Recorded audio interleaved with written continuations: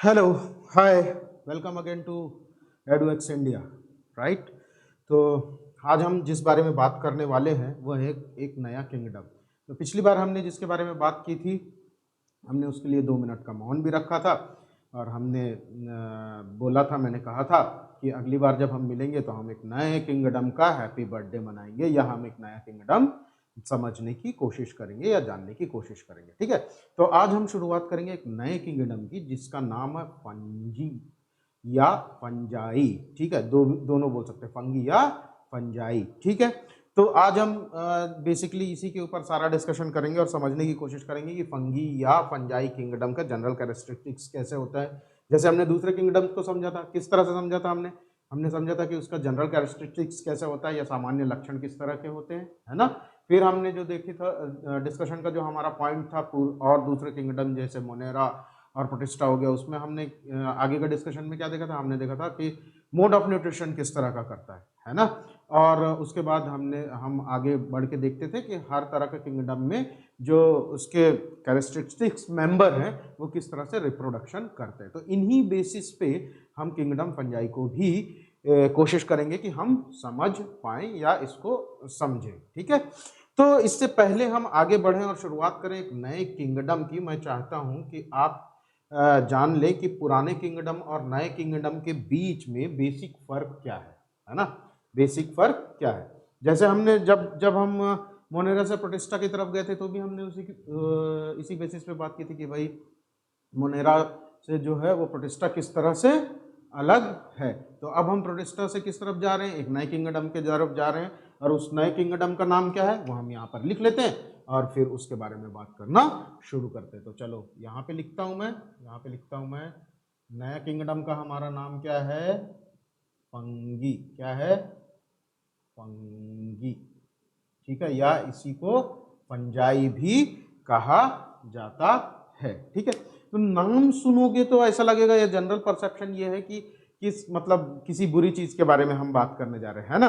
अगर normal life में हम बात करें कि हम फंगी या फंजाई कहाँ देख सकते हैं या हमने कहाँ पर देखा है इसको, इस तरह के ऑर्गेनिज्म को, तो अक्सर आपने देखा होगा बरसात के दिनों में या बारिश के दिनों में या रेनी सीजन के बाद आपके जो लेदर की जैकेट है या आपके शूज हैं वो क्या होते हैं, उनमें अगर उसको कुछ दिन रख दिया अपन ने, धूप में नहीं डाला, तो क्या होगा, धूप में अगर उसको नहीं रखा तो उसके ऊपर एक वाइट पाउडरी सा स्ट्रक्चर बन जाता ना, एक वाइट पाउडरी स्ट्रक्चर, पाउडर जैसा जमा हुआ नजर आता है। वही एक्चुअली फंगस या फंजाई होता है। ऐसे ही अगर आप फ्रूट्स को देख लो तो फ्रूट्स में आपको कुछ पाउडरी स्ट्रक्चर नजर आएगा, कुछ दिन अगर काट के आप सेब छोड़ दो या ब्रेड आप छोड़ दो कुछ दिन, तो उसके ऊपर कैसा होगा, पाउडरी या कुछ ऐसा जमा सा नजर आता है ना, वही फंगस या फंजाई है। और बड़े अगर लार्ज स्केल में मैं बात करूं तो मशरूम अगर आपने देखा हो तो वो भी एग्जाम्पल है फंगस या फंजाई का। तो जनरल परसेप्शन जो है ना वो ये है कि फंगस या फंजाई जो है वो किस तरह के होते हैं, खराब ही होते हैं। लेकिन ऐसा नहीं है, बिल्कुल ऐसा नहीं है। कुछ जो है जो ऑर्गेनिज्म है वो कैसे हैं, वो खराब भी हैं, तो कुछ ऑर्गेनिज्म इसी किंगडम के अच्छे भी हैं। तो हम एग्जांपल देख लेते हैं कि खराब तरह का फंजाई जिसको हम जनरल परसेप्शन में बोलते हैं, उसका एग्जांपल क्या है। जो अपने को स्किन डिसीज होती है ना, दाद होता है, जिसका आपने टीवी में अक्सर सुना होगा शायद एडवर्टाइजमेंट की, क्या रिंग कटर दांत खाद खुजली, दांत को दूर करे, है ना। तो वो एक्चुअली क्या है, वो फंगल इन्फेक्शन ही है हमारे स्किन के ऊपर। तो क्या करते हैं ये फंजाई जो है वो प्लांट एनिमिलिया में और प्लांटी में, किंगडम एनिमिलिया और किंगडम प्लांटी में भी डिसीज फैलाने का काम करते हैं। तो यहाँ तो हमने थोड़ा विलन टाइप के इसकी बात कर ली, फंजाई की या फंगी की या फंगस की या कवक की, जिसको हम हिंदी में बोलते हैं। तो ऐसा नहीं है कि सिर्फ खराब ही चीज के लिए जाना जाए फंगस को या फंगी को या फंजाई किंगडम को। इनमें से कुछ ऑर्गेनिज्म जो है ना वो उनका इकोनॉमिकल इंपॉर्टेंस भी है।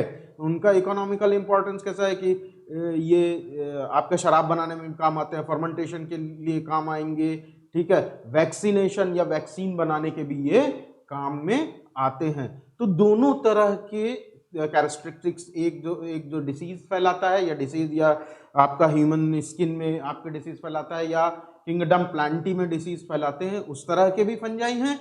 और किस तरह के फंजाई हैं?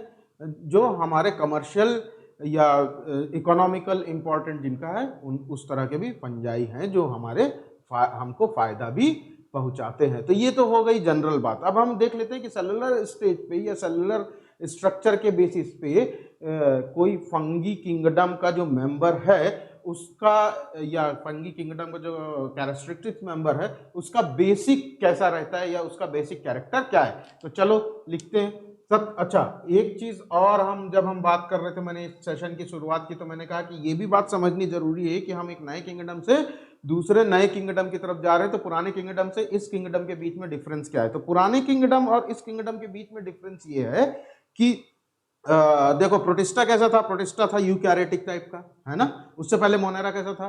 प्रोकैरियोटिक टाइप का। तो हम एक सीढ़ी जब ऊपर बढ़े तो कैसा हुआ?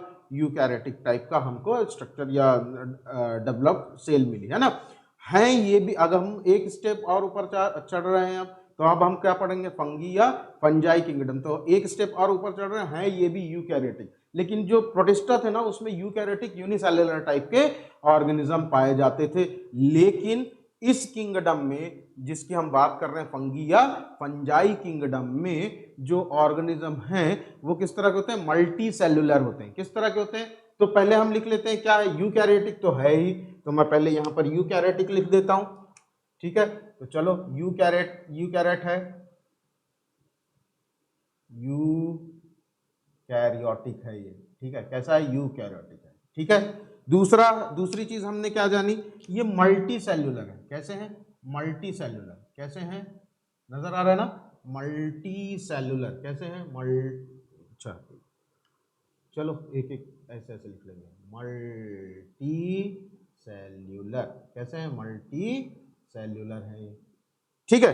अब ये मल्टी सेल्यूलर कहने का मतलब ये है कि जितने भी ऑर्गेनिज्म पाए जाएंगे इस किंगडम में वो कैसे होंगे? मल्टी सेल्यूलर होंगे। लेकिन इसका एक एक्सेप्शन है, इसका एक अपवाद है, ठीक है, जो मल्टी सेल्यूलर नहीं है लेकिन इस किंगडम में पाया जाता है। याद रखने वाली चीज है, तो थोड़ा सा याद रखना इस चीज को कि है तो वो क्या इस किंगडम का कैरेक्टरिस्टिक्स मेंबर ही है, लेकिन वो मल्टी सेल्यूलर नहीं है। वो कैसा है? यूनिसेल्यूलर। और वो इस किंगडम का एक्सेप्शन या अपवाद है। उसको हम जानते हैं किसके नाम से? यीस्ट के नाम से। किसके नाम से? यीस्ट के नाम से। ये जो यीस्ट है ना, ये इस किंगडम में पाया जाता है लेकिन ये मल्टी सेल्यूलर नहीं है, ये यूनिसेल्यूलर तरह का ऑर्गेनिज्म है, ठीक है।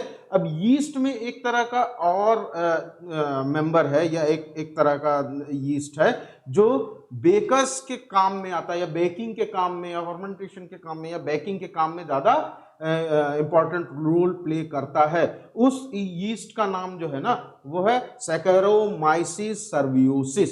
क्या? सैकेरोमाइसिस सर्वियोसिस। लिख दूं क्या? चलो लिख देता हूं इसको मैं। क्या क्या ये यीस्ट किस काम में आएगा? ये बेकिंग में इंपॉर्टेंट रोल प्ले करता है। तो हम इसको लिख देते हैं। कौन सा यीस्ट है भाई? ये है सैकेरोमाइसिस,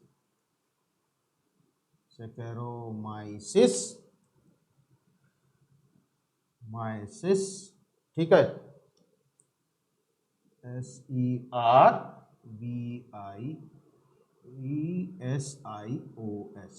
ये जो है ना, ये वाला जो यीस्ट है जिसको हम सैकेरोमाइसिस सर्वियोसिस के नाम से जानते हैं, इसी को बेकर्स यीस्ट भी कहा जाता है। ये क्या है? Baker's yeast. याद रखना इसको, कॉम्पिटिटिव एग्जाम में के लिए भी आपके इंपॉर्टेंट है।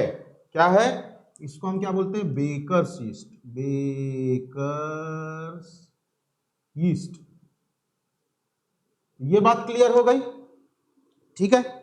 ये बात क्लियर हो गई। क्या यूकैरियोटिक है, ज्यादातर मेंबर जो है वो मल्टी सेल्यूलर है, लेकिन जो एक एक्सेप्शन है वो है यीस्ट। और सैकेरोमाइसिस सर्वियोसिस तरह का जो जिस यीस्ट का नाम है उसको हम बेकर यीस्ट के नाम से भी जानते हैं। तो ये बैंकिंग के इसमें काम में आता है, तो कॉम्पिटिटिव एग्जाम के हिसाब से हो गया। ठीक है, अब अगर मैं ये सारी बात कर रहा हूं तो हम क्या करते हैं, हम एक डायग्राम बना लेते हैं, उसके बेसिस पे और समझ लेते हैं कि किस तरह से।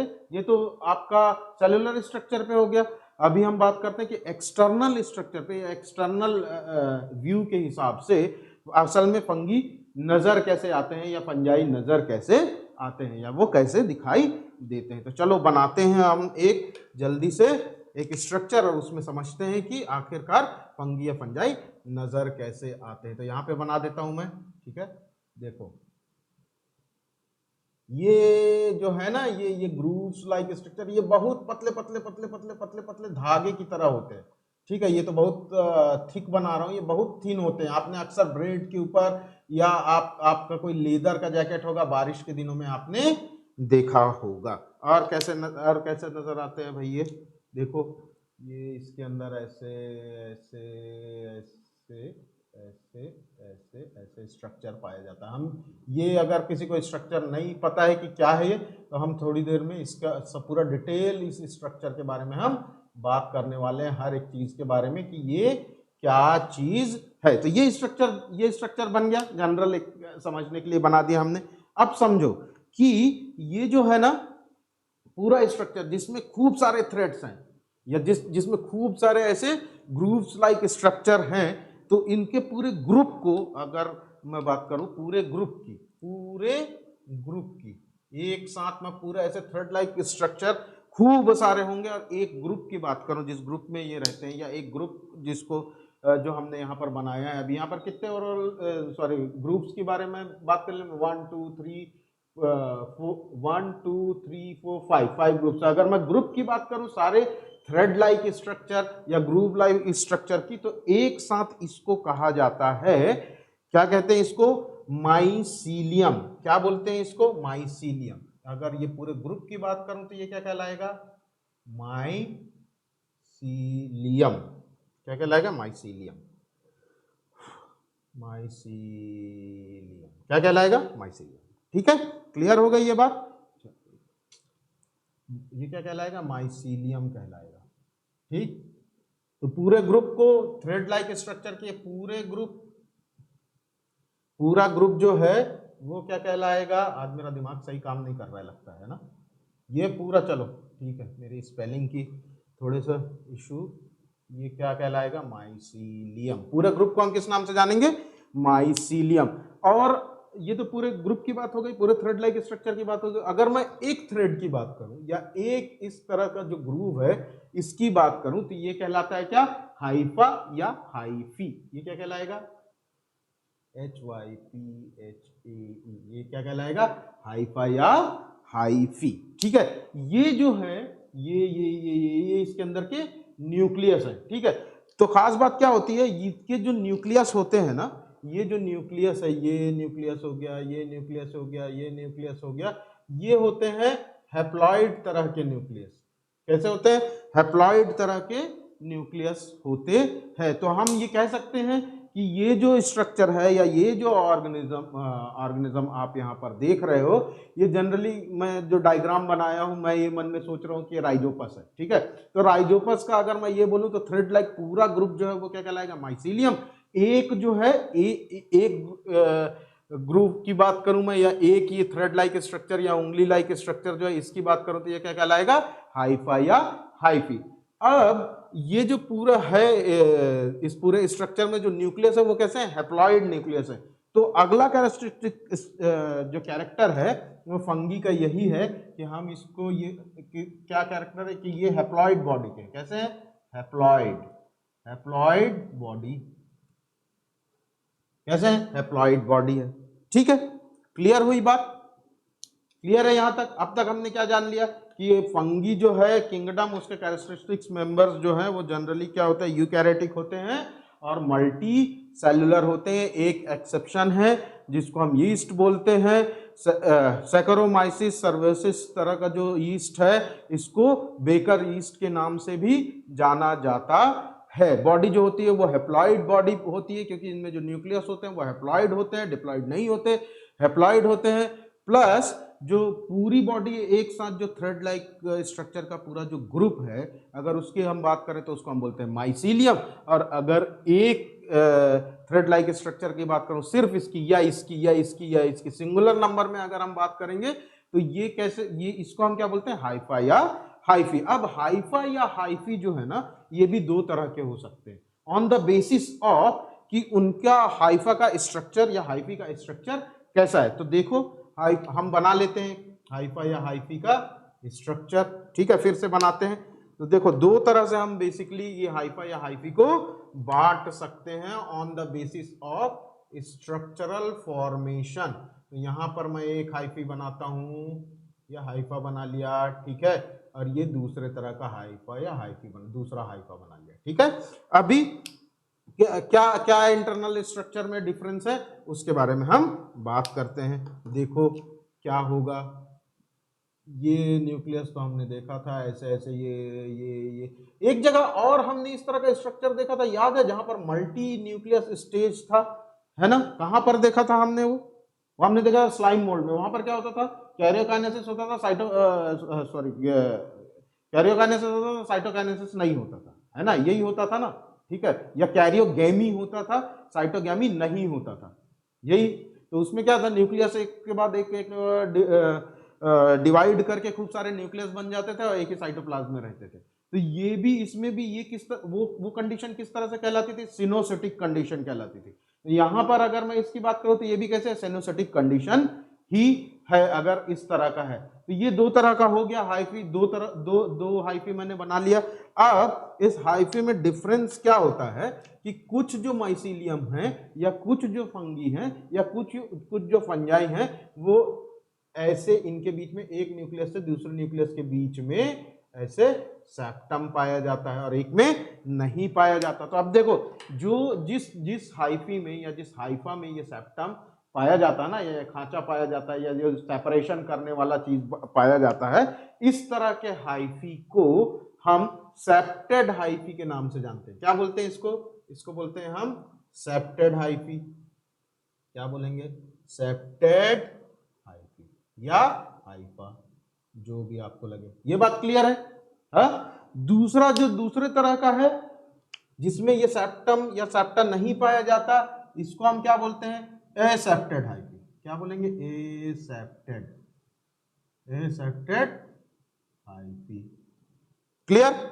तो हाइफी को भी हम या हाइफा को भी हम इसके स्ट्रक्चर के हिसाब से कि वो किस तरह से फॉर्म है या किस तरह से नजर आ रहा है, उसमें सेप्टा बना हुआ है या नहीं बना हुआ है, सेप्टम बना हुआ है या नहीं बना है, उसके बेसिस पे हम दो तरह से बांट सकते हैं, एसेप्टेड हाइफी और सेप्टेड हाइफी के बीच में। तो ये हो गया आपका जनरल कैरेक्टरिस्टिक फंगी किंगडम के कैरेक्टरिस्टिक मेंबर राइजोपस का। क्या क्या देखा हमने, फंगी है, यूकैरियोटिक है, मल्टीसेलुलर है, ज्यादातर जो ऑर्गेनिज्म है, एक ही एक्सेप्शन है यीस्ट, जो सैकरोमाइसिस सर्वियोसिस तरह का जो यीस्ट होता है उसको हम किस नाम से भी जानते हैं, बेकर्स यीस्ट के नाम से भी जानते हैं। चूंकि इनमें जो न्यूक्लियस पाया जाता है वो हैप्लॉइड न्यूक्लियस होता है, तो ये पूरी बॉडी कैसे होगी, हैप्लॉइड बॉडी होगी।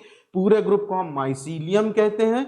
और एक जो अगर इसकी बात करो, एक स्ट्रक्चर या एक थ्रेड लाइक स्ट्रक्चर की बात करें तो इसको हम बोलते हैं हाइफा या हाइफी। हाइफा या हाइफी को उसके स्ट्रक्चर के बेसिस पे बेसिकली दो पोर्शन में बांटा जा सकता है, ये दो सब ग्रुप में बांटा जा सकता है। एक ऐसा हाइफी जिसमें पोर्शन जो है वो उसमें सेप्टम बना हुआ है, तो उसको हम बोलते हैं सेप्टेड हाइफी, ये वाला हो गया हमारा सेप्टेड हाइफी। और जिसमें सेप्टा नहीं बना होता या सेप्टम नहीं बना होता उसको हम बोलते हैं एसेप्टेड हाइफी। तो इतना ये जनरल चीज है, कुछ कठिन नहीं है, मुझे तो नहीं लगता कि कुछ भी हार्ड है। अगर जरा भी थोड़ा बहुत भी अगर हार्ड लग रहा हो तो आप कमेंट करो, मैं बताऊंगा अगर कहीं पर कोई कंफ्यूजन है तो ये हो गई हमारी बेसिक चीज, जनरल हमने कैरेक्टरिस्टिक्स देख लिए फंगी के। अगला पॉइंट कौन सा है हमारा डिस्कशन करने का, तो कोई भी किंगडम हम करते हैं तो उसका स्ट्रक्चर देख लेते हैं, उसके बाद हम देखते हैं क्या, उसका मोड ऑफ न्यूट्रिशन। क्या देखते हैं, तो जल्दी से मोड ऑफ न्यूट्रिशन देखते हैं, फिर जो रिप्रोडक्शन वाला पार्ट है उसका हम लाइव सेशन करेंगे, ठीक है। तो मोड ऑफ न्यूट्रिशन जो है वो किस तरह से है वो हम देखते हैं। चलो तो यहाँ पर लिख देता हूं, पहले ये इसके बीच में मैं खींच देता हूं दीवार, ताकि ये पार्टीशन आपको क्लियर रहे। ठीक है, ये हो गई मेरी दीवार। अब हम क्या देखेंगे, मोड ऑफ न्यूट्रिशन। क्या देखेंगे, mode of nutrition, mode of nutrition, mode of nutrition. Mode of nutrition क्या होता है कि कोई भी ऑर्गेनिज्म जो है ना, वो किस तरह से अपना खाना या अपना न्यूट्रिशन ले रहा है। देखो एक बात समझो कि दुनिया में जो भी बेसिक फंडा है ना, जो भी बेसिक गेम है ना, वो दो तरह का है, वो दो या तीन चीज पे ही बेस्ड है। एक, सबसे पहले उसको सरवाइव करना है, सबसे पहले न्यूट्रिशन लेना है, सरवाइव करना है और रिप्रोडक्शन करना है। ठीक है, तो उनमें से आप चाहे कोई सा भी किंगडम ले लो या ह्यूमंस को ले लो, हमारी भी बेसिक नीड क्या है, हमको जिंदा रहना है, न्यूट्रिशन चाहिए और रिप्रोडक्शन करना है। यही तीन बेसिक चीज है लिविंग ऑर्गेनिज्म के बारे में, है ना। तो जनरल कैरेक्टरिस्टिक्स हमने देख लिया और मोड ऑफ न्यूट्रिशन अब हम देखते हैं कि इस तरह इस किंगडम में पाए जाने वाले जो ऑर्गेनिज्म हैं वो किस तरह से आखिर अपना न्यूट्रिशन करते हैं या खुद के लिए खाना अपने लिए उपलब्ध या अवेलेबल करा पाते हैं। तो मोड ऑफ न्यूट्रिशन की बेसिस पे बेसिकली किस तरह से वो न्यूट्रिशन अपने लिए जुटा पा रहे हैं या कर रहे हैं, उसके बेसिस पे इसको तीन सब ग्रुप में बांटा जा सकता है। देखो कौन कौन से तीन सब ग्रुप हैं, तो हम सबसे पहले ये बना लेते हैं कौन कौन कौन से सब ग्रुप हैं। तो चलो, एक सब ग्रुप में ये, ठीक है, दूसरा सब ग्रुप इधर लिखूंगा, इधर लिखूंगा, ठीक है। तो फर्स्ट सब ग्रुप का जो नाम है ना, उसको हम बोलते हैं सैप्रोफिटिक। इसको हम क्या बोलते हैं, सैप्रोफाइटिक या फाइटिक, आपको जो लगे सैप्रोफिटिक बोलना है या सैप्रोफाइटिक बोलना है आप बोल सकते हो। दूसरे तरह का न्यूट्रिशन जो होता है वो कैसा होता है, वो होता है आपका पैरासिटिक। कैसा होता है, पैरासाइटिक भी बोल सकते हो, सिटिक भी बोल सकते हो। तो पैरासाइटिक या पैरासिटिक। और तीसरे तरह का जो मोड ऑफ न्यूट्रिशन होता है ना इनमें, वो होता है सिम्बायोटिक। कैसा होता है, सिम्बायोटिक। ये तीन तरह के न्यूट्रिशन पाए जाते हैं इस किंगडम के फाइलम में आप बोल लो, या इस किंगडम के जो कैरेक्टरिस्टिक्स मेंबर हैं उनमें। ठीक है, तो जैसे जैसे हम आगे बढ़ते जाएंगे, सब फाइलम्स पढ़ते जाएंगे, हर एक मेंबर जो मेन जो मेंबर्स या फाइलम आपको पढ़ना है वहां पर भी हम ये डिस्क्राइब करेंगे कि किस किस तरह से न्यूट्रिशन होता है। ओवरऑल अगर मैं इस किंगडम के बारे में बात करूं तो तीन तरह से बेसिकली क्या करता है, मोड ऑफ न्यूट्रिशन करता है। तो सबसे पहले हम समझते हैं कि सेप्रोफाइटिक तरह का न्यूट्रिशन में क्या होता है, सेप्रोफाइटिक तरह के न्यूट्रिशन क्या है और पैरासाइटिक तरह का न्यूट्रिशन क्या है और सिम्बायोटिक तरह का न्यूट्रिशन में बेसिकली क्या होता है। ठीक है, तो चलो सेप्रोफाइटिक तरह के न्यूट्रिशन में क्या होता है, सेप्रो ये कहाँ पाए जाते हैं, कहाँ ग्रो करते हैं। अच्छा, फंजाई के हैबिटेट के बारे में अगर हम बात करें, जो कि शुरू में कर लेना चाहिए, लेकिन चलो अभी टॉपिक निकला है तो अभी बात कर लेते हैं। जितने भी फंजाई हैं वो या तो वाटर में पाए जाएंगे, वाटर के आसपास पाए जाएंगे, ऐसी कंडीशन में जहां पर मॉइस्ट है, या उसको हम क्या बोलते हैं, आर्द्रता हिंदी में, इंग्लिश में क्या बोलते हैं, जहां पर मॉइस्चर है। ठीक है, मॉइस्ट कंडीशन और डंप प्लेसेस में पाए जाते हैं, तो ये इनका हैबिटेट है। ठीक है, तो अगर मैं सेप्रोफाइटिक तरह का न्यूट्रिशन करने वाले ऑर्गेनिज्म के बारे में बात करूं तो मेरे को ये भी बात करना पड़ेगा कि ये कहाँ उगते हैं या कहाँ पाए जाते हैं और कहाँ से अपना न्यूट्रिशन लेते हैं। तो ये चलो, ये सेप्रोफाइटिक तरह का जो मोड ऑफ न्यूट्रिशन करने वाले जितने भी ऑर्गेनिज्म है ना, ये क्या करते हैं, grows on dead organic matter. कहाँ उगते हैं, जो डेड ऑर्गेनिक मैटर है ना वहां पे उगते हैं। अब आप ये पूछ सकते हो कि what do you mean by dead organic matters. ठीक है, तो मैं इसको अगर सिंपल लैंग्वेज में बोलूं तो डेड ऑर्गेनिक मैटर का मतलब होता है वो सारे मैटर या ये वो सारी चीजें जो पहले जिंदा थी लेकिन अब जिंदा नहीं है। ठीक है, से फॉर एग्जांपल कि एक ट्री की लीव थी, वो पहले ट्री के साथ अटैच थी, फिर डीअटैच हुई, नीचे गिर गई, है ना। या कोई पेड़ है जो या लॉग है, वो पहले जिंदा था अब नहीं है। ठीक है, तो ऐसे जितनी भी जगह जहां पर जो पहले जीवित थे या जिंदा थे या लिविंग थे, अब वो लिविंग नहीं है, तो उनके ऊपर ये उग के क्या करते हैं, उनके बॉडी में जो कंज्यूम्ड या उनके बॉडी में जो स्टोर्ड ग्लूकोज है ना, वो अपने लिए ये क्या करते हैं, एब्जॉर्ब करने का काम करते हैं। ठीक है, तो ये बात समझ में आ गई कि grows on dead organic matter. दूसरी सबसे बड़ी चीज क्या है इसके कैरेक्टरिस्टिक्स में, थोड़ा ध्यान से अगर आप देखो दोगे तो बड़ी ही इंटरेस्टिंग चीज है कि इनमें जो डाइजेशन होता है ना, इनमें जो डाइजेशन होगा, इनमें जो डाइजेशन होता है ये कैसे होता है, ये होता है हाइफी के बाहर या आउट ऑफ बॉडी। कैसे होगा, आउट ऑफ बॉडी डाइजेशन होता है। कैसे होता है, out of body digestion, out of body digestion, ये हाइफी के बाहर या आउट ऑफ बॉडी डाइजेशन करते हैं। तो इसका क्या मतलब है कि आउट ऑफ बॉडी या हाइफी के बाहर डाइजेशन होता है, तो ये किस तरह से होता है वो भी हम समझने की कोशिश करते हैं। देखो एक छोटा सा स्ट्रक्चर यहाँ पे बनाता हूं, उससे शायद आपको समझ में आ जाएगा कि ये आउट ऑफ बॉडी डाइजेशन कैसे होता है। तो एक समझ लो कि ये कोई बेचारा पहले जिंदा था, अभी जिंदा नहीं है। ठीक है, ऐसा वाला कोई एक चीज है, या इसको मैं बोलो कैसा है, डेड ऑर्गेनिक मैटर है। क्लियर, ये कोई डेड ऑर्गेनिक मैटर है। अब इसके ऊपर क्या होगा, इसके ऊपर उग जाएंगे अपने भाई साहब, कौन से, सेप्रोफाइटिक तरह के जो अपने फंजाई हैं, ये भाई साहब इसके ऊपर अपना माइसीलियम बनाएंगे। तो ऐसे छोटे छोटे छोटे छोटे खूब सारे थ्रेड उग जाएंगे इसके ऊपर, है ना, थ्रेड लाइक स्ट्रक्चर, या इसको हम क्या बोलते हैं, हाइफी या हाइफा। तो ये हाइफी या हाइफा ऐसे इसके ऊपर ग्रो करेगा। अब क्या होता है कि इनका जो डाइजेशन होता है ना, जो मैंने बोला, ये आउट ऑफ द बॉडी होता है या आउट ऑफ द हाइफी होता है। तो ये क्या करते हैं, अपना डाइजेस्टिव जूस जो है ना, वो इसके ऊपर गिराते हैं। किसके ऊपर, ये डेड ऑर्गेनिक मैटर के ऊपर, यहां गिरा देगा ये अपना डाइजेस्टिव जूस।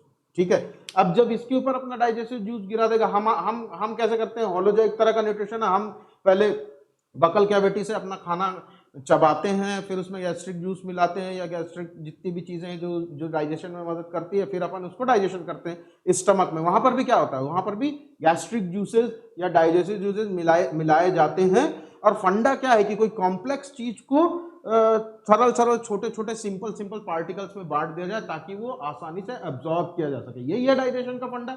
जो कॉम्प्लेक्स कंपाउंड है उसको डाइजेस्टिव जूस के थ्रू, उसको पहले चबा के हम छोटा छोटा करते हैं, फिर डाइजेस्टिव जूस के थ्रू उसको और सिंपल इसमें तोड़ते हैं ऑर्गेनिक्स में, और फिर इतना छोटा तोड़ने की कोशिश करते हैं कि वो आसानी से एब्जॉर्ब कर लिया जाए। सेम यहाँ पर होता है डाइजेशन में, क्या कि ये हाइफी जो है, अगर इससे इसको ग्लूकोज लेना है तो ये क्या करेगा, अपना डाइजेस्टिव जूस जो भी जिससे भी ये डाइजेशन करता है वो पहले इस सरफेस पे गिरा देगा। इस सरफेस पे गिरा देगा तो क्या होगा, ये सरफेस जो है यहाँ से डिसॉल्व होना शुरू होता है, ये डिसॉल्व होगा, डिस्टर्ब हो जाएगा, एकदम छोटे छोटे छोटे छोटे सब इसमें बटेगा, सब ऑर्गन्स में या सब कंटेंट में। ठीक है, तो ये डिसॉल्व होगा और यहाँ पर डाइजेशन हो जाता है। जब ये सरफेस डिसॉल्व हो जाता है, सिंपल इसमें मैटर्स में टूटता है, तो फिर ये क्या करता है, जब ये सिंपल मैटर में टूटेगा तो इसको वापस ऑब्जर्व कर लेगा।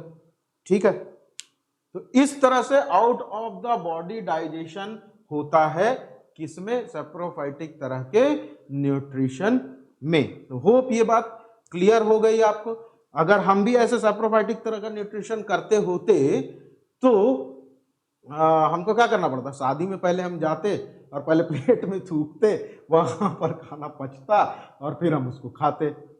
यक तो हम नहीं करते इस तरह का। देखो एक चीज याद रखो कि ये अगर मेजर तौर पे मैं बोलूं तो मोड ऑफ न्यूट्रिशन जो है वो फंगी में कैसा पाया जाता है, वो पाया जाता है हेटेरोट्रॉफिक। कैसा है, हेटेरोट्रॉफिक, है ना, हेटेरोट्रॉफिक तरह का मोड ऑफ न्यूट्रिशन है। बट हेटेरोट्रॉफिक तरह के मोड ऑफ न्यूट्रिशन में भी कई तरह के न्यूट्रिशन पाए जाते हैं। कई तरह के न्यूट्रिशन में कैसा है कि कोई होलोजोइक है, सेप्रोफाइटिक है, पैरासाइटिक है, सिम्बायोटिक है। तो इस तरह से हेटेरोट्रॉफिक न्यूट्रिशन में भी ना कई तरह का न्यूट्रिशन होता है। सिर्फ हेटेरोट्रॉफिक बोल देने से आपको स्पेसिफिकली पता नहीं चलेगा कि वो किस तरह का है, क्योंकि हेटेरोट्रॉफिक तो हम भी है, हम भी अपना खाना नहीं बना पाते हैं, हम भी कैसे लेते हैं, प्लांट से, एनिमल से, और जितने भी जो हमारे खाने लायक चीजें उससे ही हम ग्लूकोज लेते हैं। तो end of the day gain जो है वो ग्लूकोज गेन करने का है। ये बात एकदम दिमाग में इधर बैठा लेने का कि एंड ऑफ द डे सारा गेम का है, ग्लूकोज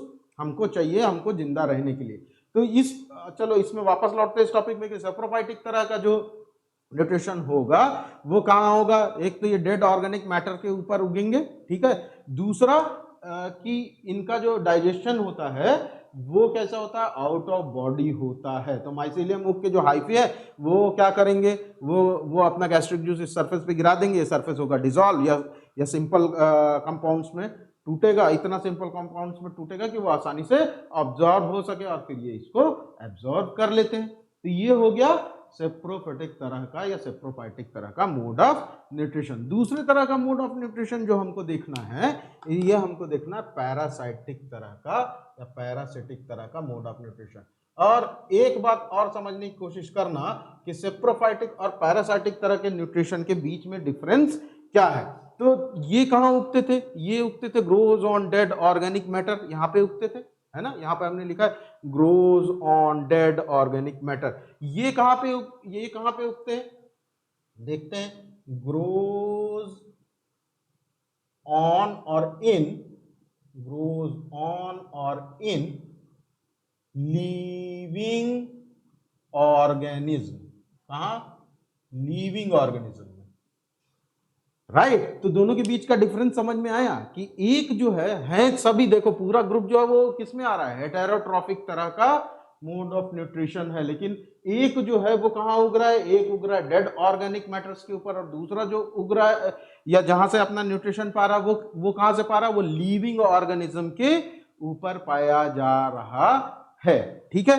तो ये बात क्लियर हो गई, ये कहां पाए जाएंगे, या तो किसी लिविंग ऑर्गेनिज्म के ऊपर या किसी लिविंग ऑर्गेनिज्म के बॉडी के अंदर। तो इस तरह से न्यूट्रिशन जो करते हैं उनको हम क्या बोलते हैं, पैरासाइटिक तरह का मोड ऑफ न्यूट्रिशन या पैरासिटिक ऑर्गेनिज्म। तो असल में जो दाद होता है या हमको कोई स्किन डिसीज होती है, अगर वो फंगी या फंगल इन्फेक्शन से है या फंजाई किसी किंगडम के किसी कैरेक्टरिस्टिक्स मेंबर्स की वजह से, तो वो क्या कर रहे होते हैं, हमारे स्किन के ऊपर पार्टी मना रहे होते हैं, ठीक है। क्या चलते रहती है, उनकी पार्टी चलते रहती है। ये बात क्लियर हो गई। तो दोनों के बीच का डिफरेंस समझ में आ गया कि ये किस पे उगेगा या ये कहां से अपना न्यूट्रिशन पाएगा, saprophytic, grows on dead organic matter. ये कहां से पाएगा, ग्रोज ऑन और इन लिविंग ऑर्गेनिज्म, ठीक है। ये दोनों के बीच में डिफरेंस हो गया और किस तरह से दो तरह का मोड ऑफ न्यूट्रिशन होता है वो हमने देख लिया।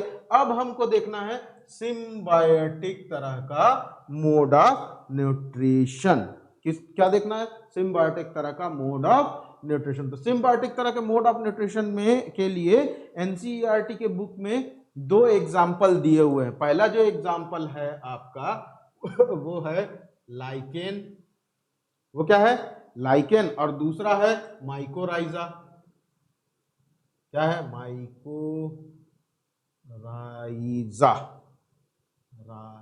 राइजा, क्या है, ये दो एग्जांपल आपके दिए हुए हैं, क्या क्या, लाइकेन और माइकोराइजा। तो सबसे पहले हम क्या देख लेते हैं, सबसे पहले हम देख लेते हैं लाइकेन का एग्जांपल, ठीक है। चलो देखो लाइकेन का एग्जांपल, लाइकेन कैसे symbiotic mode of nutrition show करता है। और सिम्बायोटिक मोड ऑफ न्यूट्रिशन नाम से ही समझ में आता है। इससे पहले भी हमने एक थ्योरी पढ़ी थी, कब, जब हम प्रोटिस्टा शुरू कर रहे थे तब हमने एक थ्योरी पढ़ी थी। उसमें हमने क्या बात की थी, उसमें हमने बात की थी एंडोसिम्बायोटिक थ्योरी, है ना। तो उसमें सिम्बायोटिक या सिम्बायोसिस तरह का कुछ हमने डिस्कस किया था। तो अगर आपने वो नहीं देखा वो देख सकते हो वीडियो में। और अगर जो लोग नए हैं, जो लोग नहीं देखे हैं, अभी जानना है तो अभी मैं बता देता हूँ। सिम्बायोसिस वर्ड का मतलब अगर आप समझोगे ना तो सारी चीज समझ में आ जाएगी, सारा गेम, सारा खेल समझ में आ जाएगा किस तरह का ये न्यूट्रिशन होता है, कि किस टाइप का न्यूट्रिशन है। सिम्बायोसिस का मतलब होता है कि दो ऑर्गेनिज्म का इस तरह से एक साथ रहना जिसमें वो एक दूसरे को फायदा पहुंचाते हैं। ऐसे नहीं कि भैया हम तुम्हारे विक्रम बेताल टाइप, हम बेताल बन गए हैं और चढ़ गए तुम्हारे ऊपर और तुमसे न्यूट्रिशन ले रहे हैं। तो वो उस तरह का न्यूट्रिशन कैसा हो सकता है, या तो अगर लिविंग ऑर्गेनिज्म के ऊपर कोई बेताल चढ़ा है तो पैरासिटिक तरह का हो जाएगा, और अगर डेड ऑर्गेनिक मैटर के ऊपर है तो वो कैसा हो जाएगा, वो सैप्रोफाइटिक हो जाएगा। लेकिन सिम्बायोटिक तरह का वर्ड का या सिम्बायोटिक तरह के न्यूट्रिशन की खास बात यही है कि दो जो लिविंग ऑर्गेनिज्म हैं या जो जो कंपेनियन है या जो साथ में हैं एक दूसरे के, वो एक दूसरे को फायदा पहुंचाते हैं। तो याद रखना, लाइकेन जो है ना, ये कोई एक ऑर्गेनिज्म का नाम नहीं है। Lichen is actually a combination of algae and fungi. किससे किससे मिलके बना हुआ है? एल्गी एंड फंजाई से मिलके जो ऑर्गेनिज्म बना हुआ ना, उसको हम लाइकेन के नाम से जानते हैं। तो देखो चलो कि लाइकेन के एग्जांपल में क्या होता है। लाइकेन के एग्जांपल के लिए पहले मैं इसको, मान लो ये एक एल्गी है, ठीक है, ये एक एल्गी है, ALG से डिनोट कर देता हूं इसको मैं, ये एक एल्गी हो गया, ठीक है। इसके चारों तरफ ऐसे माइसीलियम पूरे या हाइफी या हाइफा, इसके चारों तरफ ऐसे लगे होते हैं, ठीक है। इसके चारों तरफ ये हाइफी है, ठीक है। ये बात, इतनी बात क्लियर हो गई। अब ये जो पूरा कॉम्बिनेशन है ना एल्गी और फंगस का या फंजाई का, इसको एक साथ हम क्या बोलते हैं? इसको एक साथ हम लाइकेन बोलते हैं, ठीक है। तो लाइकेन कोई एक ऑर्गेनिज्म नहीं है, it's a combination of two organism. एक है एल्गी, दूसरा जो है वो है फंगस या फंजी या फंजाई, ठीक है। तो अब देखो ये एक दूसरे की मदद कैसे करते हैं। ये जो हाइफी हैं या हाइफा हैं, ये बहुत पतले पतले धागे की तरह होते हैं, और ये क्या करते हैं? ये एल्गी के साथ अटैच्ड होते हैं या जुड़े होते हैं। तो ये सॉइल से ना, ये क्या करते हैं? सॉइल से वाटर एंड फास्फेट एब्जॉर्ब करते हैं, और किसको दे देते हैं? इसको दे देते हैं, अपने दोस्त को जिसके साथ ये रह रहे हैं, अपने पार्टनर को जिसके साथ ये रह रहे हैं। अब एल्गी को मिल गया वाटर और फॉस्फेट, तो ये एल्गी क्या करता है? सनलाइट में क्या करेगा? फोटोसिंथेसिस कर पाता है एल्गी, तो फोटोसिंथेसिस करेगा। कैसे कैसे? CO2 प्लस H2O क्या बनाएगा? ग्लूकोज बना लिया। अब ग्लूकोज बनाया तो इसने क्या किया? कुछ ग्लूकोज अपने न्यूट्रिशन के लिए रखा और कुछ अपने भाई को दे दिया, या अपने साथ रह रहे इस फंजाई को दे दिया। तो इस तरह से ये दोनों एक दूसरे के साथ कंपेनियन या एक दूसरे को सिम्बायोटिक तरीके से या सिम्बायोसिस तरीके से न्यूट्रिशन में फायदा पहुंचाते हैं। तो इसलिए हम इसको कैसे जानते हैं? सिम्बायोटिक न्यूट्रिशन के नाम से जानते हैं। दूसरा एग्जाम्पल जो है वो है किसका? माइकोराइजा का। तो ये वाला एग्जाम्पल किसका हो गया? ये लाइकेन का हो गया। चलो माइकोराइजा का एग्जाम्पल देखें। माइकोराइजा का एग्जाम्पल यहीं पर बना दूं क्या? यहां पर, या नीचे बनाऊं? यहां बनाता हूं, चलो यहां बनाता हूं। माइकोराइजा का एग्जाम्पल बनाने के लिए देखो, ये मान लो एक ट्री है, ठीक है। ये क्या है? एक ट्री है, मान लो एक ट्री है, ठीक है। अब इसकी रूट्स जो हैं वो अंदर तक फैली हुई हैं। रूट्स, ये रूट हो गया, ये रूट हो गया, ये रूट हो गया, ये रूट हो गया, ये रूट हो गया, ठीक है ना। अब इनके रूट्स के चारों तरफ क्या पाया जाता है? माइकोराइजा पाया जाता है। तो इसके रूट के चारों तरफ माइकोराइजा ऐसे पूरा अपनी कॉलोनी के साथ, या हाइफी या माइसीलियम पूरा ऐसे बना लेगा।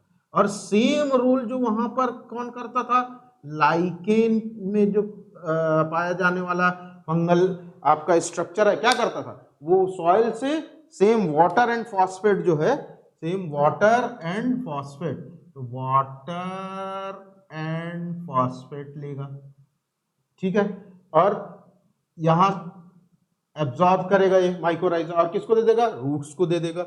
रूट्स के थ्रू ये ट्री को मिल जाएगा।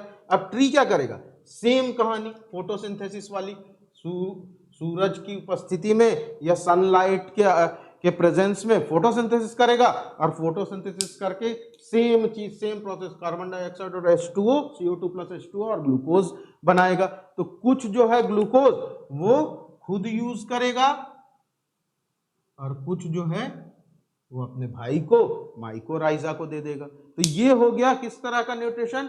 ये हो गया सिम्बायोटिक तरह का न्यूट्रिशन। तो होप ये समझ में आया। ये वाला पहला वाला जो था, ये किसका एग्जांपल है? ये लाइकेन का एग्जांपल है।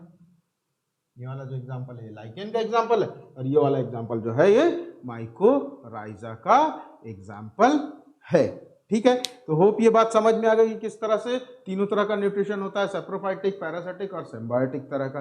अब जो बात रह गई, हमने क्या क्या देख लिया, जनरल कैरेक्टरिस्टिक्स देख लिए, या स्ट्रक्चर के, सेलुलर स्ट्रक्चर के बेसिक पे इसके कैरेक्टर्स देख लिए। फिर हमने देखा कि भाई इस पूरे अगर हम ग्रुप की बात करें तो उसको हम क्या बोलते हैं, माइसीलियम बोलते हैं। एक इसकी बात करें इसके ग्रुप्स की, या एक ग्रुप मेंबर की बात करें, या एक थ्रेड की बात करें तो उसको हम हाइफी बोलते हैं। हाइफी जो है या हाइफा जो है वो सेप्टम के बेसिस पे दो इस पे बांटा जा सकता है, एक एसेप्टेड तरह का होता है, दूसरा सेप्टेड तरह का होता है। इसमें पाया जाने वाला जो न्यूक्लियस है वो हैप्लॉइड तरह का न्यूक्लियस होता है, तो हम इसको क्या बोलते हैं, हैप्लॉइड बॉडी वाला ऑर्गेनिज्म बोलते हैं राइजोपस को। और जितने भी एल्गी हैं उनको हम क्या, जितने भी फंजाई उनको हम क्या बोलते हैं, हैप्लॉइड बॉडी वाले होंगे। सारे जो ज्यादातर जो कैरेक्टरिस्टिक्स मेंबर हैं वो मल्टीसेलुलर होते हैं, यीस्ट को छोड़ के। यीस्ट का अगर मैं स्ट्रक्चर बनाऊं तो यीस्ट कैसा रहता है, यीस्ट देखो, यीस्ट लगभग ऐसा रहेगा, एक सेल रहेगा, उसके ऊपर बडिंग करेगा, फिर बडिंग करेगा, तो ऐसे बढ़ता है, फिर कोई एक बड ऐसे नीचे जर्मिनेट होगा, ठीक है, नीचे गिरेगा, जर्मिनेट होगा,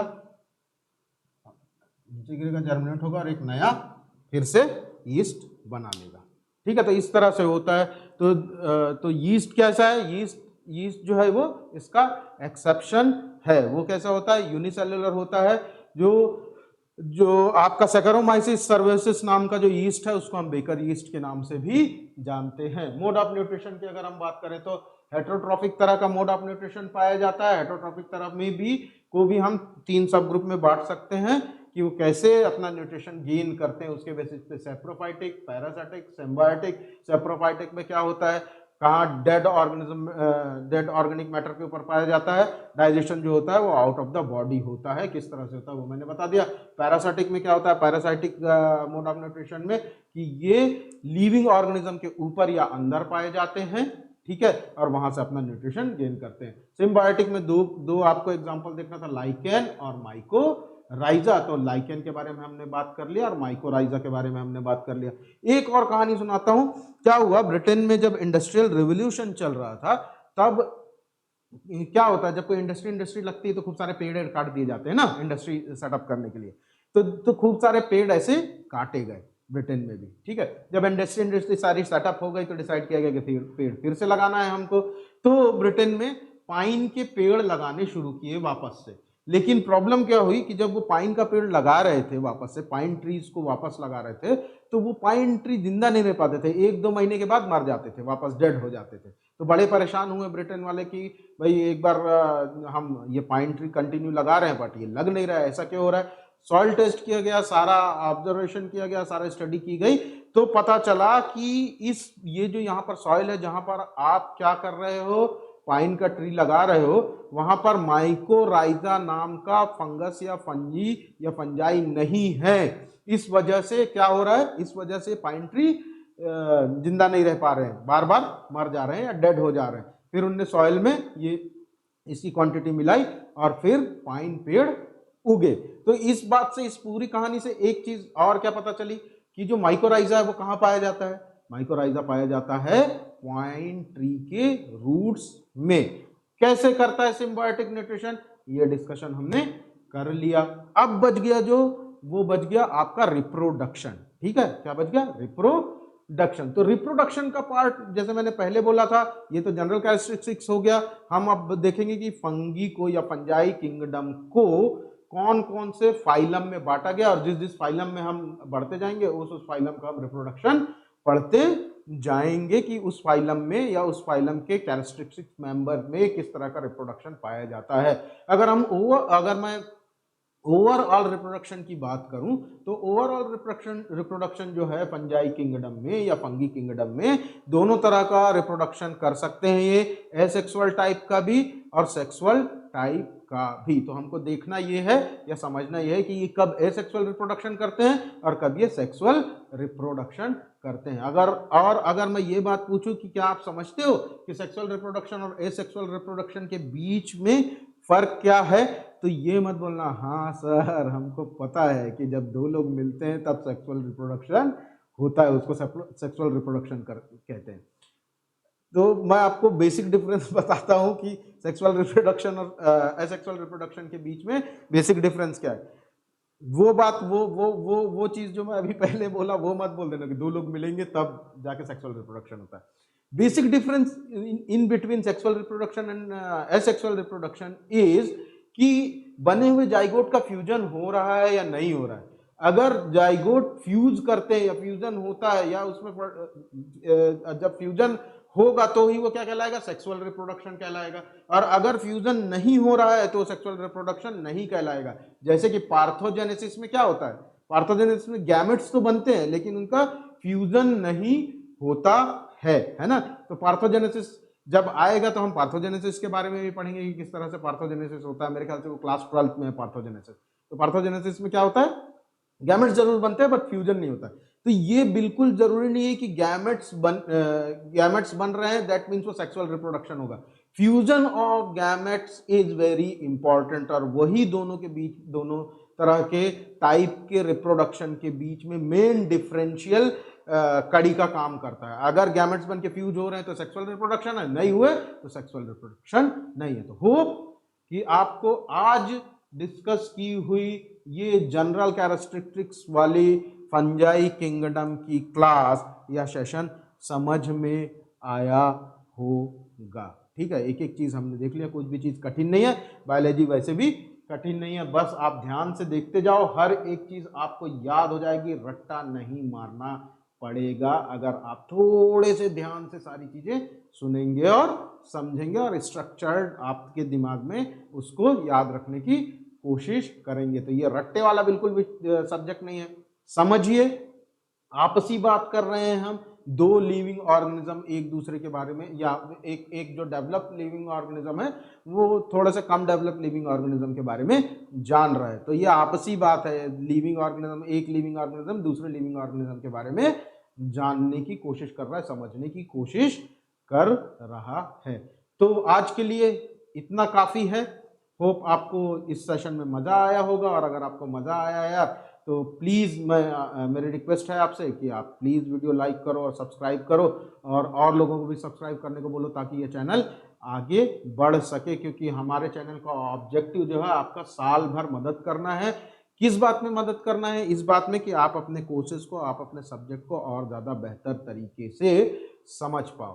तो आप जुड़े हुए थे एडुएक्स इंडिया के साथ, मैं हूँ एहतशाम सिद्दीकी।